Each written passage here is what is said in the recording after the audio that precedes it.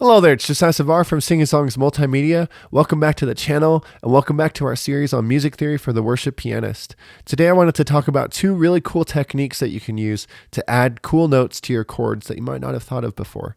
These two techniques are called suspension and anticipation, okay? And I talk about them at the same time because they're kind of opposites of each other, so you can kind of understand one by understanding the other.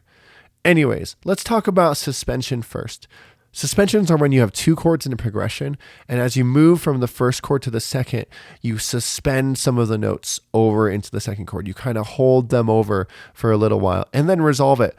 And these notes would not belong in the second chord. They kind of add a unique texture to the second chord, okay? As you suspend them over, you kind of hold them over. So it's like there's a remnant of that first chord still speaking through the second, okay? So let's look at a couple examples. Let's go in the key of D today. And we're just going to go from 1 to 5.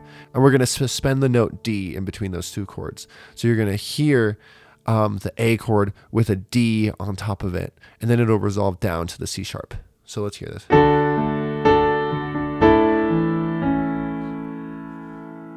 Okay, that's probably a really common sound that you've heard before. And that is because this A chord, we would call that a sus4 chord. You've probably seen those before. But that's really what a sus4 chord is you're suspending that D over the A chord and it resolves down. Okay, let's look at a couple other examples. Let's go from a B minor chord to a G chord, so from a 6 to a 4. And we're going to suspend the F sharp over the G.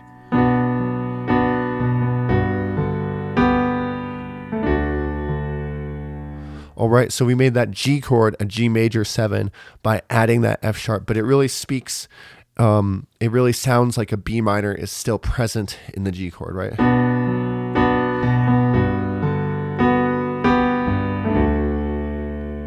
Right, so that's a couple of examples of suspensions. You can play around with these as much as you want. And it kind of works out in your hand too, because it's almost like your hand is being lazy and keeping some notes from the previous chord in there and not completely moving over, right? It takes a little bit of time, but it can add some really cool voices to your chords and really spice things up. All right, now let's talk about anticipations. An anticipation is the opposite of a suspension, where instead of holding a note over to the next chord, you actually prelude the next chord. You prelude the upcoming chord by adding in a note that belongs to the next chord in the chord that precedes it. Let's look at a couple examples. We're going to go from a 4 chord to a 5 chord in the key of D, okay? And we are going to anticipate the C sharp that belongs to the A chord inside of our G chord. Okay, so we're going to get this weird add sharp 11.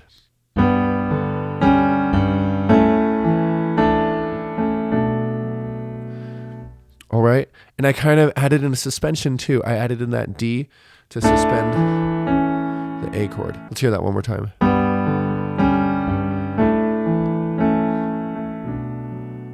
Right, so I added in both of those voices, but that chord right here has a really unique sound to it, okay? That'd be an add sharp 11 chord when we add in that sharp 11, right?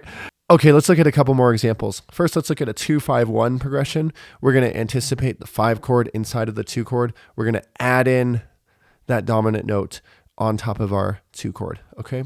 So we have an E minor, and then we're going to add in an A, and we're going to go to the A chord. Okay, one more time.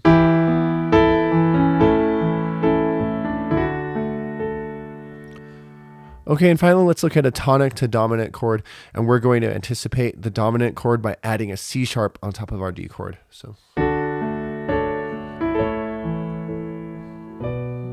right?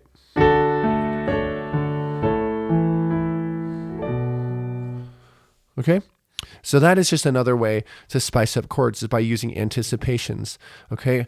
Again, something that you can really play around with and just kind of see if your fingers just fall on notes, kind of arrive early and see what kind of notes work and they sound well in anticipating and see which notes don't work so well. See which ones sound pleasant and others don't. right? Again, the important thing is to make sure you're anticipating or suspending chord tones that don't belong to the chord you're in, right? Because it would just be boring otherwise, right? We don't really want to anticipate that A because it belongs to both the D and the A chord, right? It's just kind of boring. So anyways, that is suspensions and anticipations. I hope you found that helpful. If you did, please like the video, please comment, share, subscribe, and I will see you in the next video. Thank you so much.